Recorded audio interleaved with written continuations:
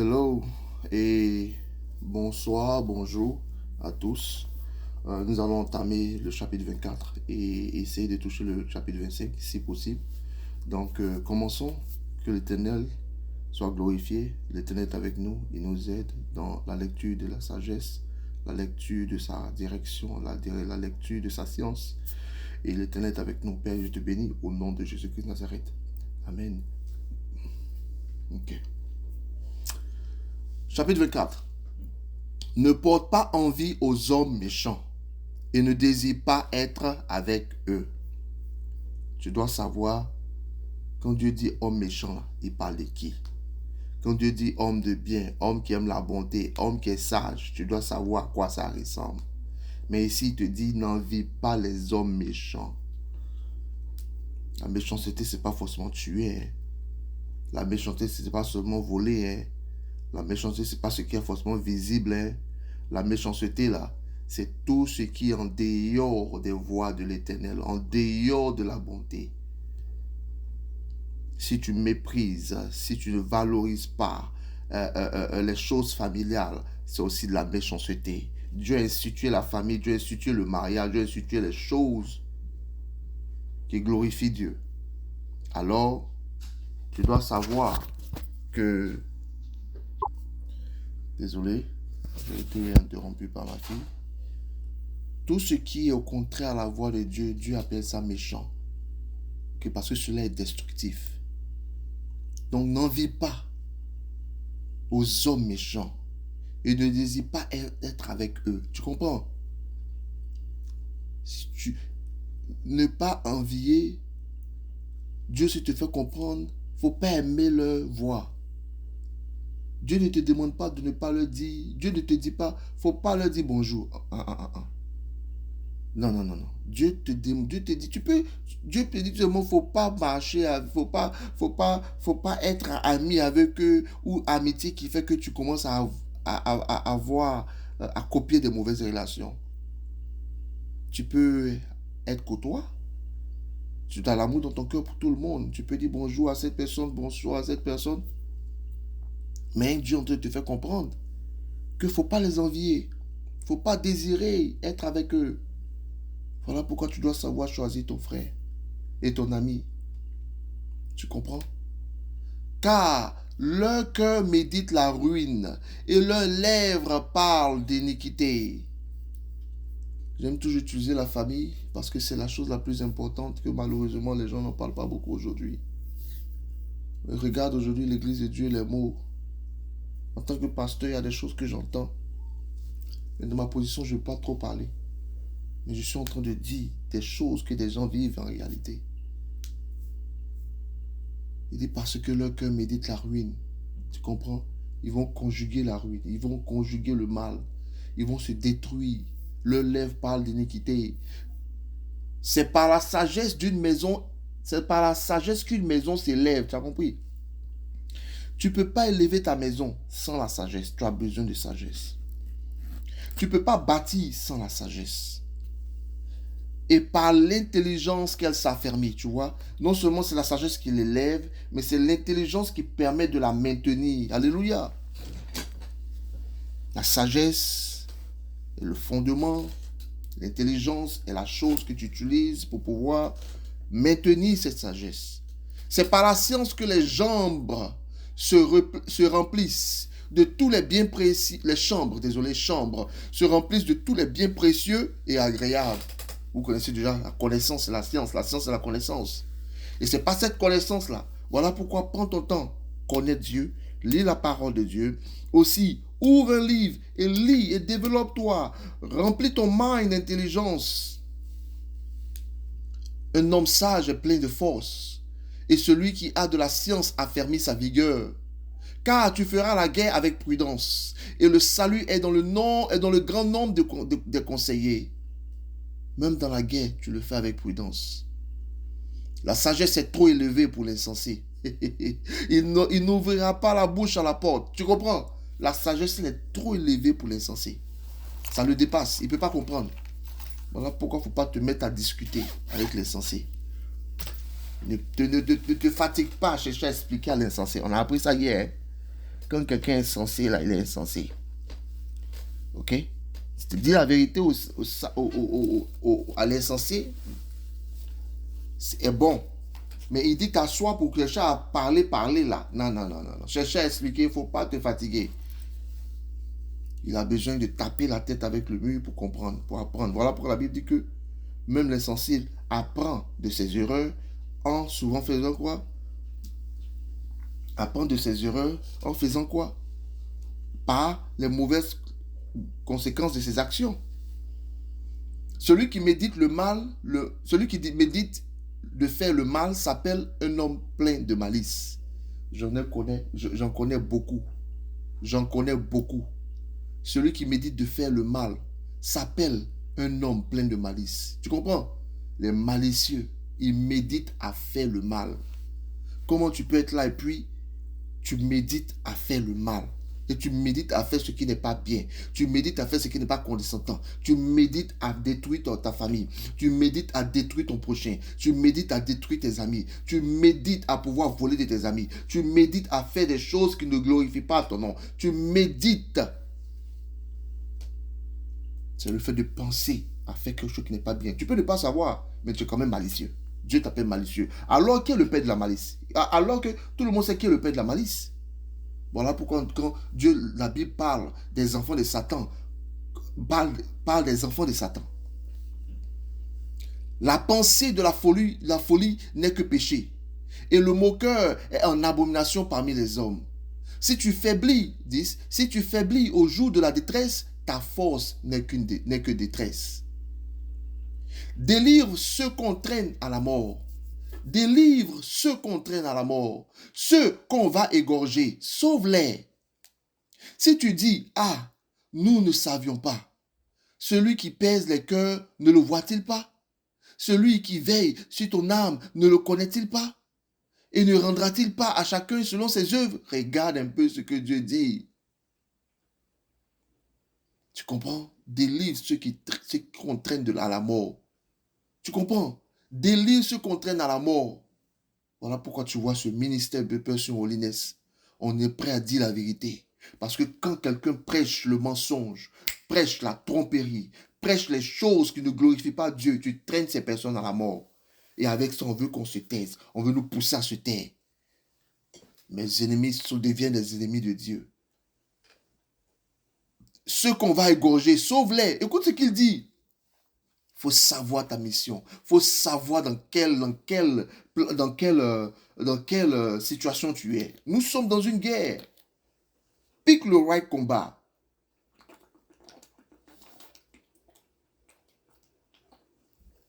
Pique le right combat. Le combat de cette génération, c'est la vérité. Le combat de cette génération, c'est établir des familles solides. Le combat de cette génération, c'est établir le royaume des cieux sur terre. Mais on cherche à faire des choses qui ne vont pas aider. On fait à faire des choses qui nous aident nous-mêmes. Par manque de connaissances, par manque de vrais enseignants. Il dit, si tu dis, en regardant les gens qu'on traîne à la mort, là, en regardant ceux qu'on va égorger, là, il dit, si tu dis, ah, nous ne savions pas.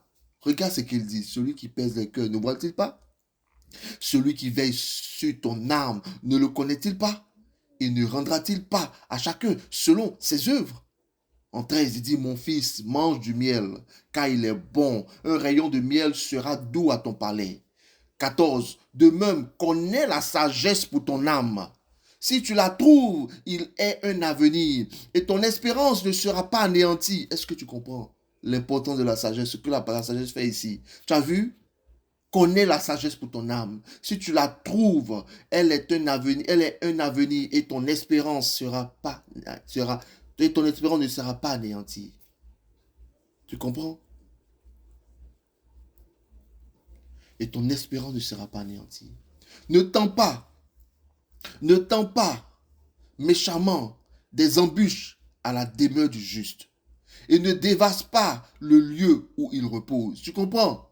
Le juste a besoin de paix. Il ne dévaste pas le lieu où il repose. Ne tends pas méchamment des embûches à la demeure du juste. Fais attention. Souvent, tu fais de Dieu ton ennemi, souvent en dealant avec the wrong person. Fais attention. Sois humble. Sometimes let go. Car cette fois le juste tombe et il se lève, il se relève. Mais les méchants sont précipités dans le malheur. Tu as compris? Le juste, il va tomber. Mais la Bible dit, il va se relever. Ne te réjouis pas dans la chute de ton ennemi. Et que ton cœur ne soit pas dans l'allégresse quand il chancelle. Même ton ennemi, il faut t'exercer à cela. Il faut t'exercer à vouloir du bien pour ton ennemi. C'est parce qu'il ne sait pas. C'est parce qu'il est juste méchant. Tout ce que tu peux faire, il faut t'éloigner de ton ennemi pour te protéger. Mais Dieu dit, il ne faut pas souhaiter sa chute. Ne te réjouis pas de sa chute. De peur que l'Éternel ne le voie, que cela ne lui déplaise et qu'il ne détourne de lui sa colère. Tu comprends? Waouh! Regarde ce qu'il me dit. Et là, il t'explique pourquoi. Il dit de peur que l'Éternel ne le voie, que cela ne lui déplaise et qu'il ne détourne de lui sa colère. Tu comprends? Mais c'est que même Dieu même, de peur que l'Éternel ne le voie, que cela ne lui déplaise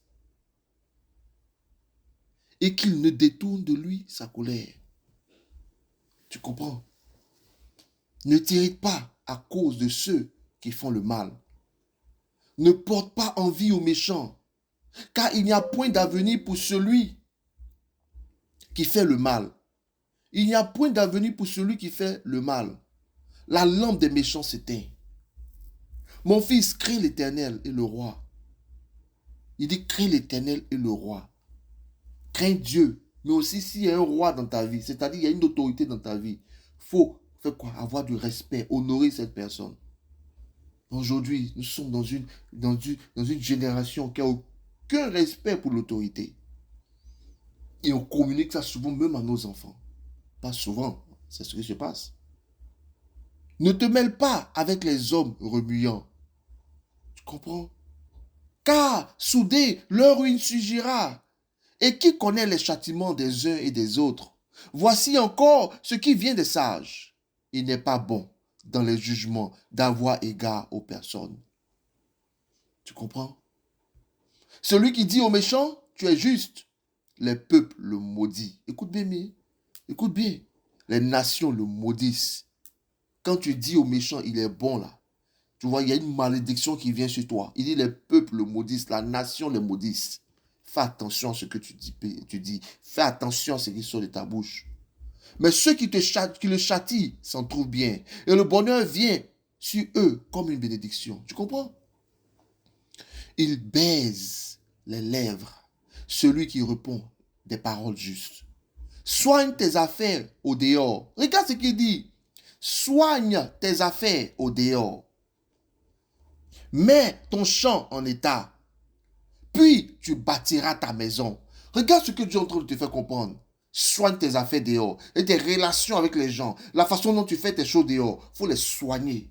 Les soigner, c'est les rendre stables. Les soigner, c'est être vrai, c'est être juste, c'est être éthical, c'est d'être intègre. C'est arranger ta réputation dehors. Mais regarde ce qui suit. Mets ton champ en état, puis tu bâtiras ta maison. Mets ton champ en état. Ton champ doit être en état de travail, en état de production. Ta vie doit être en état de production. Mets de l'ordre dans ta vie. Aujourd'hui, les gens n'en parlent plus. Les gens, tu vois, c'est important de pouvoir être ordonné. C'est important de pouvoir être ordonné. Si tu ne peux pas être ordonné dans ta maison, tu ne peux pas être ordonné dans la maison de quelqu'un d'autre. Tu ne peux pas être ordonné dans l'église. Tu dois être ordonné. Mets ton champ en état, puis tu bâtiras ta maison. Tu vois, ce sont des choses comme ça qui te permettent de bâtir une vie excellente. Soigner ses affaires dehors, mets ton champ en état, en ordre et tout ça. C'est ça qui te permet de bâtir une vie solide. Ne témoigne pas à la légère contre ton prochain. Voudrais-tu tromper par tes lèvres? Je te pose la question. Ne dis pas, je lui ferai comme il m'a fait. Je rendrai à chacun selon ses œuvres. Tu dis, il ne faut pas te venger. Il ne faut pas te venger. Il dit, faut pas dire ça. Je lui ferai comme il m'a fait. Je t'expliquais, hein. C'est ce que ici, Dieu essaie de te faire comprendre. Si tu veux faire, si tu veux te comporter comme un imbécile, alors tu reflètes cet imbécile parce que tes actions ressemblent à cet imbécile. C'est ce que Dieu essaie de te dire. Si tu te comportes comme l'insensé, en cherchant à rendre à cet insensé ce qu'il t'a fait, mais tu ressembles à l'insensé. Tu es un insensé. C'est ce qu'il te dit ici. Je vous dis, il y a tout dans la parole de Dieu. Je lui ferai comme il m'a fait. Je rendrai à chacun selon ses œuvres. Souvent, il faut laisser passer. Il ne faut pas te stresser sur ce qui n'est pas important. Il faut avancer. J'ai passé près du champ d'un paresseux et près de la vigne d'un homme dépourvu de sens. Et voici les épines y croissaient partout. Les ronces en couvraient la face. Et le mur des pierres était écroulé. Tu vois, on parle du champ d'un paresseux. Le champ d'un paresseux, c'est sa vie. Tu vois, on parle des épines qui croissaient. Tu ne peux pas aller marcher dedans. Tu sais que tu marches dans sa vie, là, ça te crée des problèmes. Les ronces couvraient la face. Tu rentres dedans, c'est comme on dit, tu rentres dans Magnan. Les murs de pierre étaient écroulés, c'est-à-dire les murs il n'est pas protégé. C'est ça quand tu passes dans la vie de quelqu'un qui est paresseux. Il dit, j'ai regardé attentivement et j'ai tiré instruction de ce que j'ai vu. Et beaucoup de gens aujourd'hui ne disent pas instruction de ce qu'ils voient. Ils ne prêtent pas attention à ce qu'ils voient. J'ai regardé attentivement. Regarde attentivement la vie des gens, tu vas les connaître. Tu ne peux pas te mettre à suivre quelqu'un que tu ne connais pas. Même si la personne parle de Dieu, cherche à entrer dans sa vie pour voir comment il se comporte d'abord. Il dit un peu de sommeil, un peu d'assoupissement, un peu croiser les mains pour dormir. Et la pauvreté te surprendra comme un rôdeur. Et la disette comme un homme en âme. Famille, tu travailles, comme la Bible dit dans le Nouveau Testament, tu ne travailles pas. Il dit, si tu ne travailles pas, tu ne manges pas. Pourquoi nous permettons cela? Pourquoi nous jouons avec cela? Pourquoi nous sommes OK avec, quand des gens sont paresseux autour de nous, on ne fait rien. On ne leur dit pas la vérité. Pourquoi nous sommes OK avec le fait qu'on dit aujourd'hui, il faut prier, prier, prier, prier. Mais on ne parle pas d'action, va travailler. Ouvre un livre pour te développer. Pourquoi on ne parle pas de ces choses? Pourquoi? Pourquoi? Parce qu'on n'aime pas les gens. Parce qu'on ne sait pas ce que c'est que l'amour. On est comme ces personnes. Excusez-moi si j'arrive à cela, mais c'est la vérité. Que Dieu nous bénisse. Je viens de lire le verset 34. Ok? On va lire rapidement le 25, proverbe 25 aussi, qui est encore très long. Et je vais donner des explications encore, further, ok? Alors, chapitre 25, disons. Voici encore des proverbes de Salomon. Comme vous le savez, Salomon, c'est celui qui a écrit ce livre-là. Salomon était très sage. Ok? Et même Ecclésiaste, c'est lui qui a écrit aussi le livre. Très sage devant l'Éternel. C'est lui, Dieu lui a voulu tout lui donner. Il a dit non, je préfère la sagesse. Famille, voilà pourquoi il n'y a pas eu homme riche comme lui. Hein. Il n'y a pas eu l'homme riche comme lui. Je crois qu'il avait combien de femmes et combien de concubines. Quand tu mets tout ensemble, ça faisait 1000. Il a touché à tout. Et c'est lui-même qui vient encore dans Ecclésiaste pour dire, hey, mon fils, j'ai touché à tout. Et je comprends que vanité est vanité, tout est vanité. Et il te fait comprendre dans Ecclésiaste 12, 13 que à la fin de la journée, là, ce que tout homme doit faire, c'est craindre l'Éternel et garder ses commandements. J'espère que tu as compris ce que je suis en train de dire. Voici encore les proverbes de Salomon, recueillis par les gens d'Ézéchias, roi de Juda. La gloire de Dieu, c'est de cacher les choses. Oh, Jésus. Famille, je sens de la puissance dans ce verset. La gloire de Dieu, c'est de cacher les choses. La gloire des rois, c'est de sonder les choses. Tu comprends? La capacité d'un roi à sonder les choses, à découvrir les choses. Ça, c'est la gloire des rois. La gloire des rois, la capacité à conquérir, à sonder les choses, à découvrir les choses. Mais la gloire de Dieu, c'est la capacité à cacher les choses. Voilà pourquoi au sage de ce monde, il a caché sa gloire. Il a caché sa grâce. Alléluia. Les cieux dans leur hauteur, la terre dans sa profondeur et le cœur des rois sont impénétrables. Ôte de l'argent les scories et il en sortira un vase pour le bonheur. Ôte le méchant de devant le roi et son âme s'affermira par la justice. Alléluia. Ne t'élève pas devant le roi et ne prends pas la place des grands.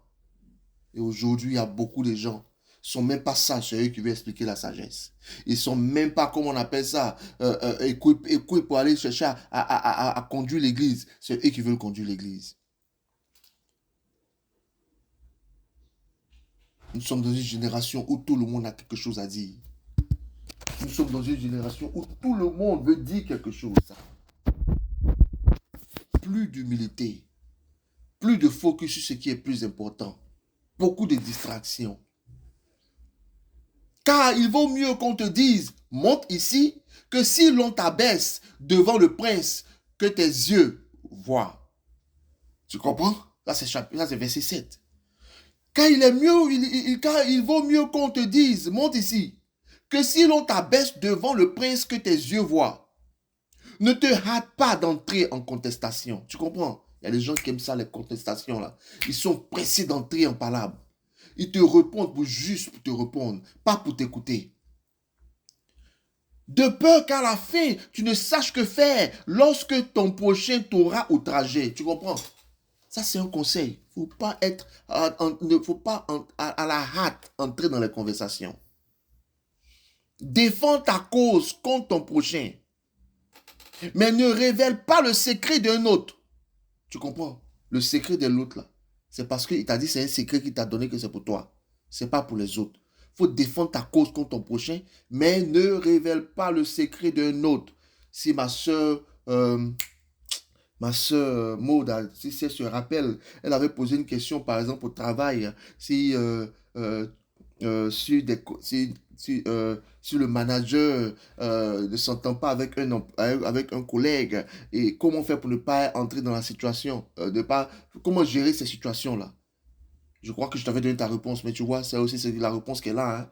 Il dit, défends ta cause contre ton prochain, mais ne révèle pas le secret d'un autre. Voilà pourquoi je t'ai dit, tu décides de ne pas te mêler des affaires entre lui mais toi, tu es là. Ce n'est pas tes business. De peur, qu'en l'apprenant, il ne te couvre de honte et que ta mauvaise renommée ne s'efface pas. 11. Car des pommes d'or sur des ciselures d'argent, ainsi est une parole dite à propos. Comme un anneau d'or et une parure d'or fin. Ainsi, pour une oreille docile est le sage qui réprimande. Alléluia. Comme la fraîcheur de la neige au temps de la moisson. Ainsi est un messager fidèle pour celui qui l'envoie. Il restaure l'âme de son maître. Comme des nuages et du vent sans pluie, ainsi est un homme se glorifiant à tort de ses libéralités. Waouh, je reprends, lis ça encore. Comme des nuages et du vent sans pluie, ainsi est un homme se glorifiant à tort de ses libéralités. Waouh.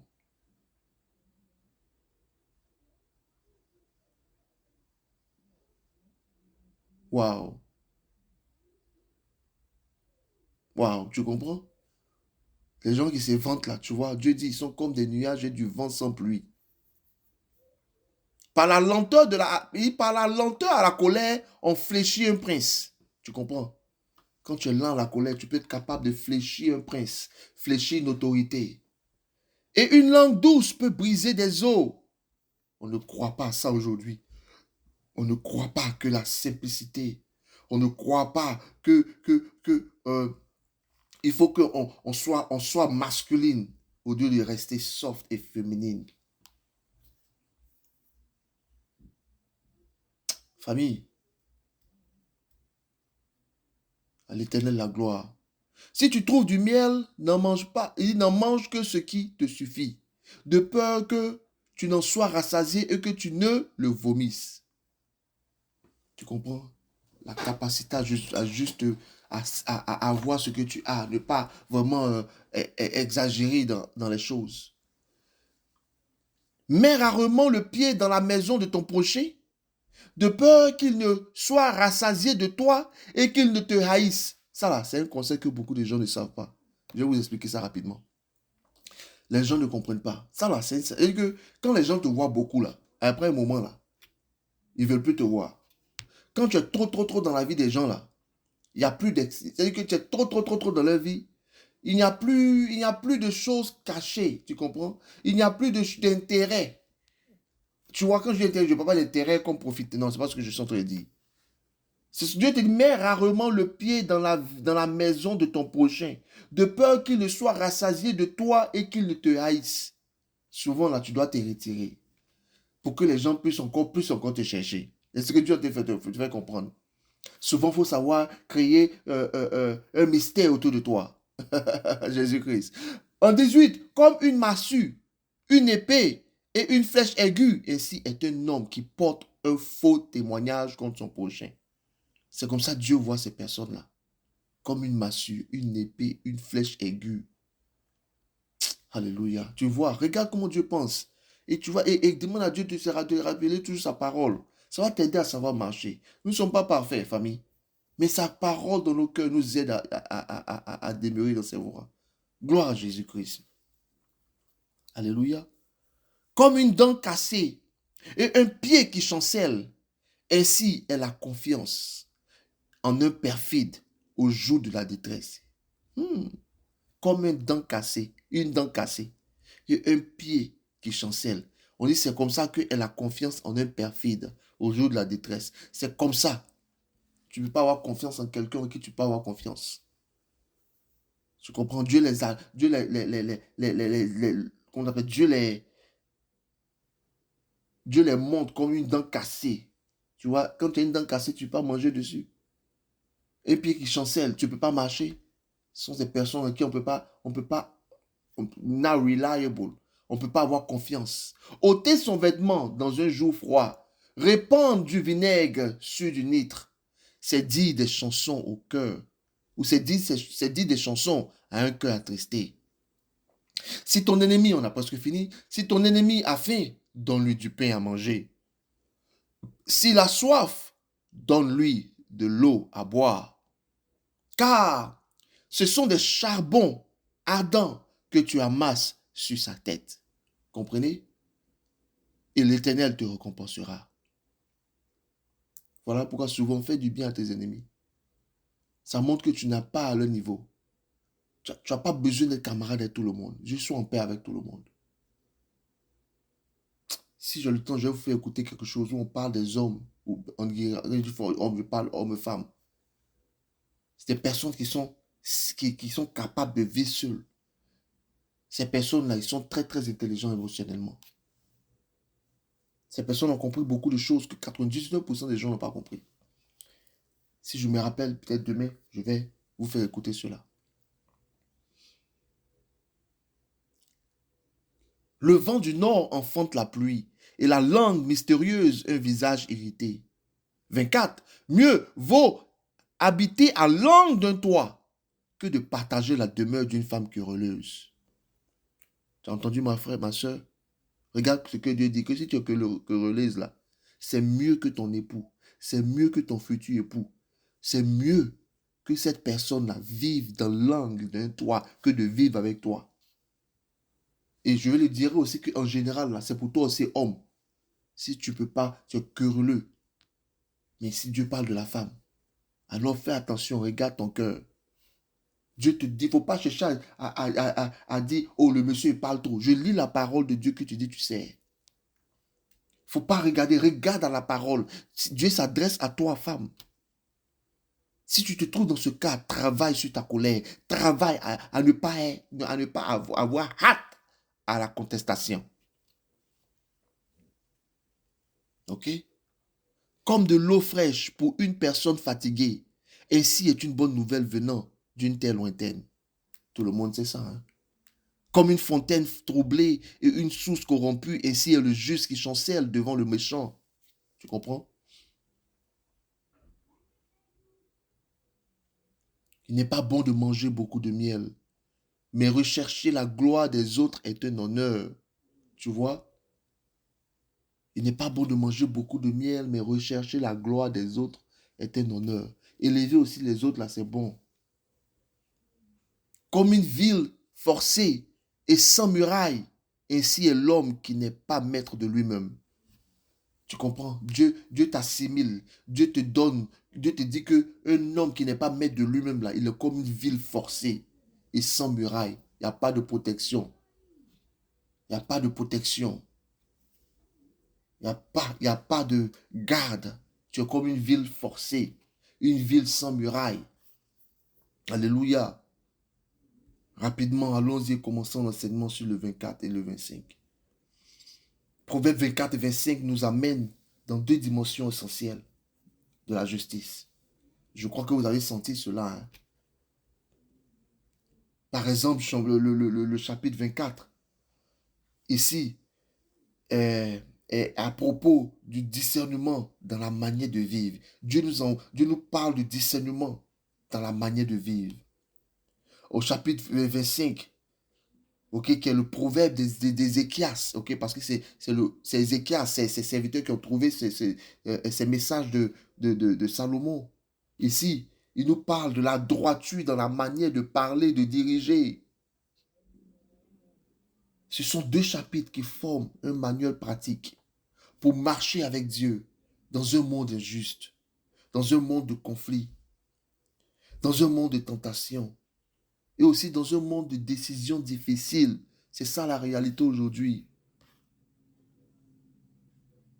Le chapitre 24 des Proverbes nous parle de la sagesse dans les temps difficiles. Ok? Et le thème général du chapitre 24 nous fait comprendre quelque chose. Il nous dit, reste ferme, juste et diligent, même lorsque le mal semble prospérer. Tu dois rester ferme. Ce chapitre traite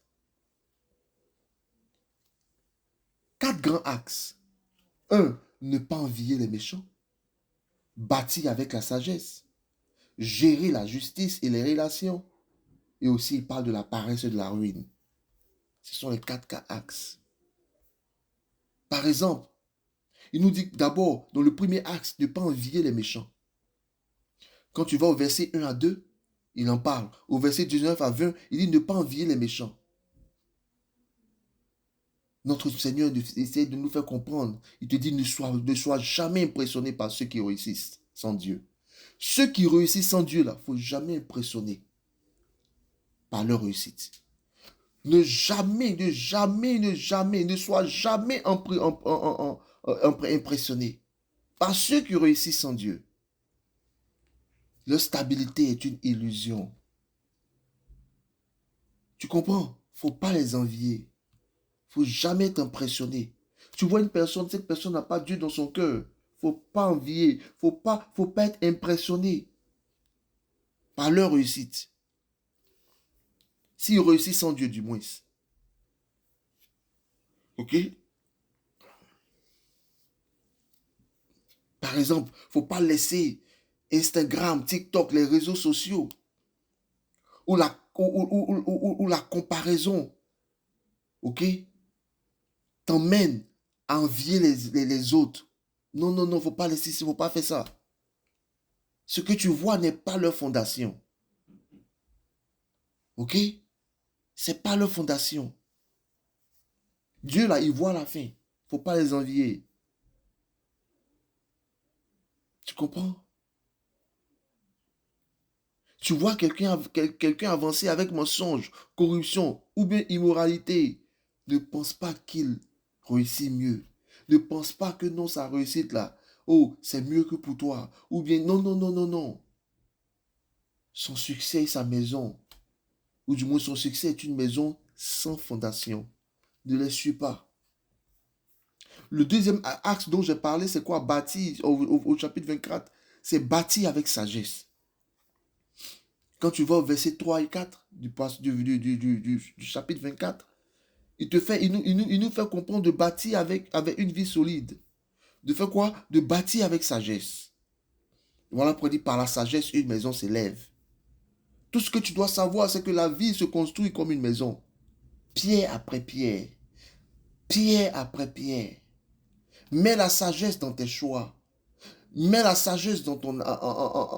que ce soit l'argent, que ce soit dans les couples, dans les amitiés, dans le travail. Mets la sagesse dans tes choix. Cherche le conseil avant les décisions importantes. Au lieu de t'endetter par l'impulsion, demande conseil. Au lieu de jouer avec les émotions dans une relation, parle à un mentor spirituel. Ok? Le troisième axe, Dieu nous fait comprendre que le troisième acte, si je me rappelle bien, c'était gérer la justice et les relations. Ok? Force dans l'adversité. Par exemple, au chapitre 10, il nous parle de la force dans l'adversité. Si tu faiblis au jour de la détresse, ta force est minime. Tu comprends? La sagesse te fortifie pour les temps difficiles. Et souvent, j'aime beaucoup dire que la chrétienté, là, ça se voit dans les moments difficiles. C'est pas quand tout est doux. Quand on voit que tu es chrétien, là, c'est quand la tentation, c'est quand les choses, les difficultés arrivent. C'est là on voit tes forces. On voit la sagesse chrétienne. Alors, montre-la au monde. Brille devant le monde au nom de Jésus-Christ de Nazareth. Ne mesure pas ta force quand tout va bien, mais quand tout va mal. La discipline spirituelle te prépare avant la crise. Ok? C'est avant la tempête qu'on apprend à prier et à dépendre de Dieu. Ok? Et le quatrième axe dont je parlais, au point, tout simplement, vous le savez, c'est la paresse et la ruine. Ok? Quand tu vas au verset 11, au verset 11 à 12, ou au verset 23 à 25, Dieu demande de défendre ceux qui sont opprimés. Ok?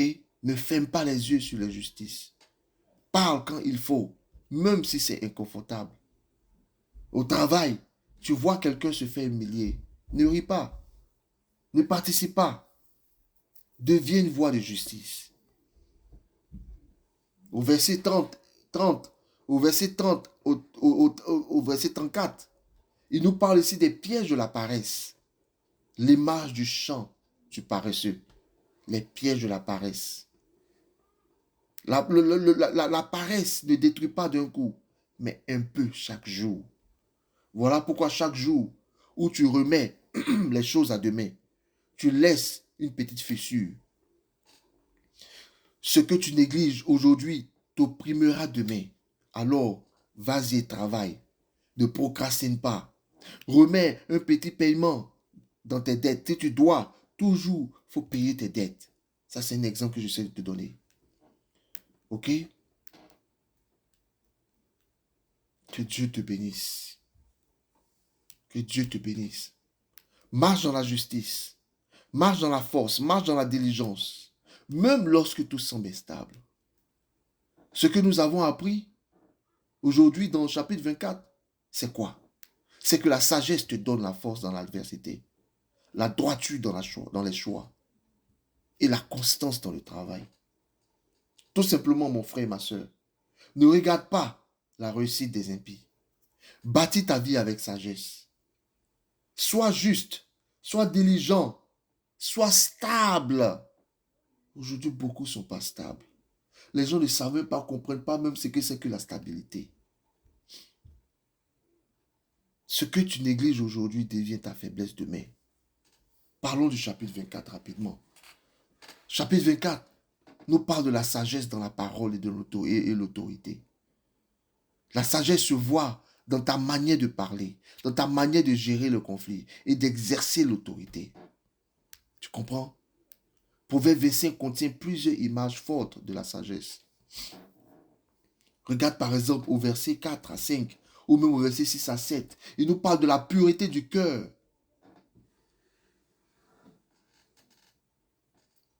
Quand par exemple il dit enlève les impuretés, l'or devient pur. Tu comprends? Enlève les mauvais conseillers et il dit la royauté devient juste. Tu comprends? Il parle de la pureté des cœurs. Il parle aussi de la promotion. Yeah, Seigneur, merci. Alors, Dieu élève ceux dont le cœur est propre. Tu comprends? Dieu élève ceux dont le cœur est propre.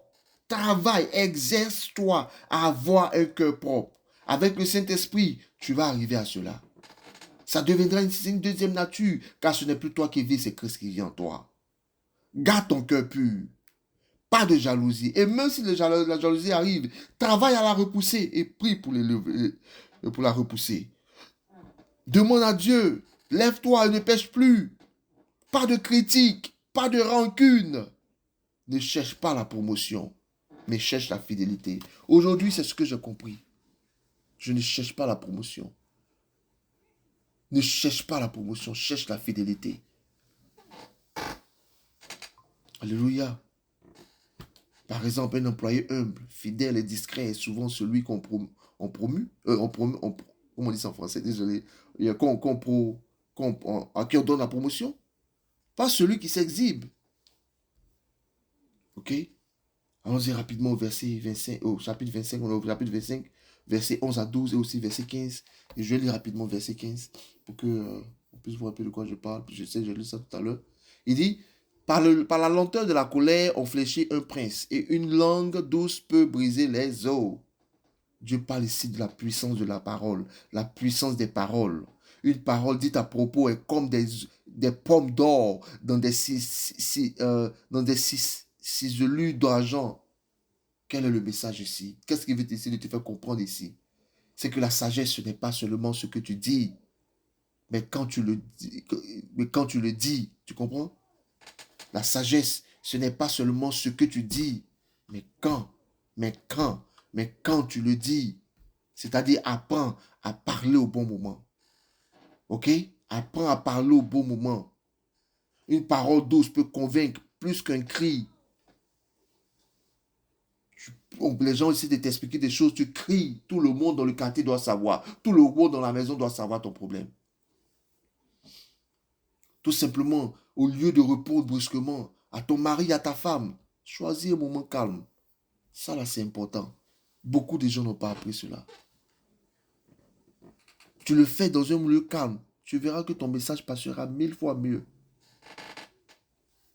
Allons-y au proverbe 19. Il dit comme une dent cassée et un pied qui chancelle. Ainsi est la confiance en un perfide au jour de la détresse. Je vais brosser ça, mais je vais parler un peu de ça encore rapidement. Tout simplement, Dieu encore te dit, ne t'appuie pas sur les gens instables. Je vous ai dit hier, quelqu'un veut te marier. Tu vois qu'il n'est pas instable. Tu vois qu'il n'est pas stable.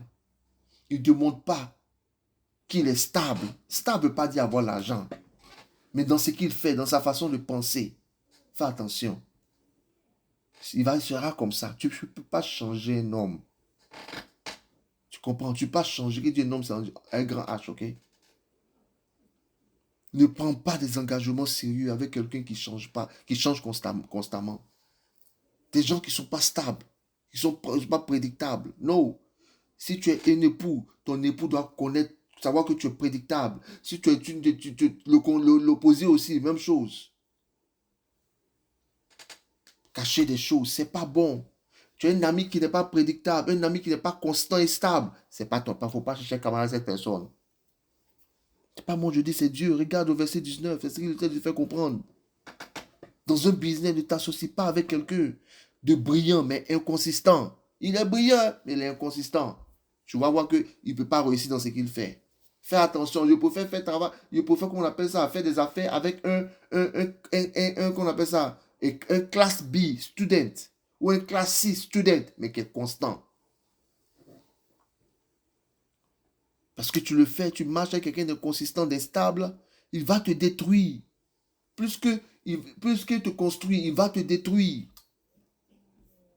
Allons-y au verset 22, 21 ou 22 rapidement. Il dit, si ton ennemi a faim, donne-lui du pain à manger. S'il a soif, donne-lui de l'eau à boire. Car ce sont des charbons ardents que tu amasses sur sa tête et l'Éternel te récompensera. Alléluia. Alléluia. Le bien désarme le mal. C'est ce qui te, te, te fait comprendre. Que le bien, là, ça désarme le mal. Ne rends pas le mal pour le mal. C'est pas facile, ma soeur. C'est pas facile, mon frère. Je le sais. Et vraiment, je le sais. Mais c'est un mindset. C'est un mindset. C'est quelque chose que... C'est le pèlerinage de notre vie. C'est ça la vie chrétienne. C'est devenir meilleur demain. 1% demain qu'aujourd'hui. 1% mieux qu'aujourd'hui. Exerce-toi à ce genre de choses que Dieu dit. C'est pas facile, mais tu peux le faire. Car l'Esprit de Dieu est sur toi. La vengeance appartient à Dieu. Quelqu'un t'a blessé. C'est pas facile, hein? Mais essaie de répondre avec calme et bonté. Tu vas le faire comme ça, tu vas déséquilibrer son esprit. Et tu te lèves devant Dieu. Tu vois, c'est ce qui est bon quand tu te lèves devant Dieu. Dieu te regarde et dit, mon enfant là, il met sagesse. Alléluia. Allons-y au verset 28 rapidement. Et je vais répéter, c'est le dernier verset de 25.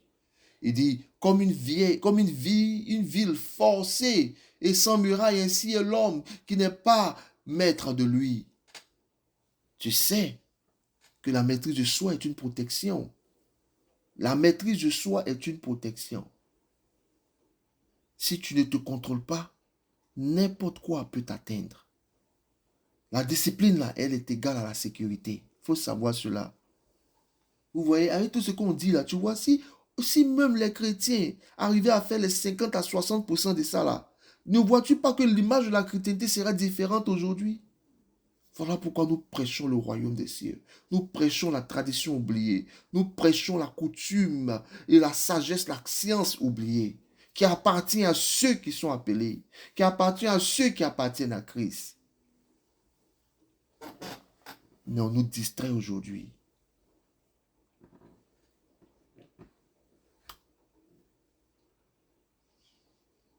Pour comprendre, pour repérer une personne qui n'a pas de maîtrise de soi, tu verras que cette personne s'énerve rapidement, explose.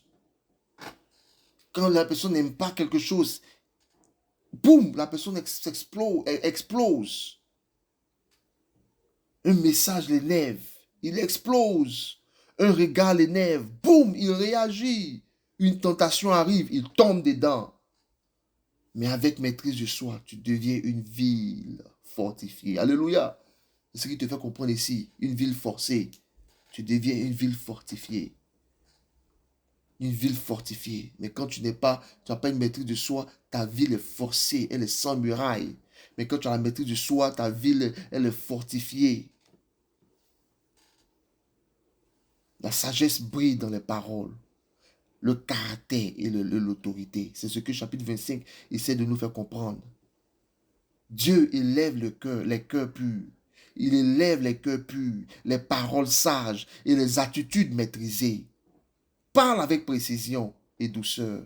Entoure-toi de gens fidèles et stables. Tu comprends? Tu n'apprends pas à savoir comment repérer les gens stables et fidèles. Donc tout le monde est ton camarade. Qu'est-ce que tu expectes dans ta vie? Alors entoure-toi de gens fidèles et stables. Je vais vous dire quelque chose. Il faut avoir un cercle. Ton cercle doit être fermé, mais il faut avoir un cercle de gens. Moi, j'appelle ça intime. Tu comprends? Tu comprends? Et je n'ai pas dit que quand c'est fermé, c'est-à-dire que personne ne doit entrer dedans. Non, non, non, non, non. Quand quelqu'un rentre dedans, quand il remplit certains critères, les critères du royaume des cieux. Cultive la maîtrise de soi. La façon dont tu parles révèle le royaume dans lequel tu vis. Tu comprends? Voilà pourquoi. Juste montre-moi un peu tes camarades, je te dirai qui tu es. Juste aide-toi à côté de moi pendant 1 heure. Il faut parler pendant 1 heure. Je saurai un peu quel est ton mind. Parce que je peux te peser. Proverbe 24 te forme à vivre avec discernement. Proverbe 25 te forme à parler et diriger avec sagesse. Alléluia. Ces 2 chapitres te montrent que la sagesse est une armure intérieure. Elle te protège dans les tempêtes. Elle te protège dans les relations. Elle te protège dans ton caractère. Elle te protège dans tes décisions. Que Dieu vous bénisse. Que Dieu vous bénisse. Je prie rapidement. Seigneur, donne-nous un cœur sage. Donne-nous un esprit stable et des paroles qui guérissent. Fortifie-nous dans les temps difficiles. Purifie nos motivations. Et apprends-nous à marcher dans la justice. Apprends-nous à marcher dans la maîtrise de soi et dans la droiture. Bénis-nous, papa. Que nos vies reflètent ton royaume. Au nom de Jésus-Christ, je prie. Amen. J'espère que ce message t'a fait du bien. Que Dieu te bénisse. Gloire à Dieu.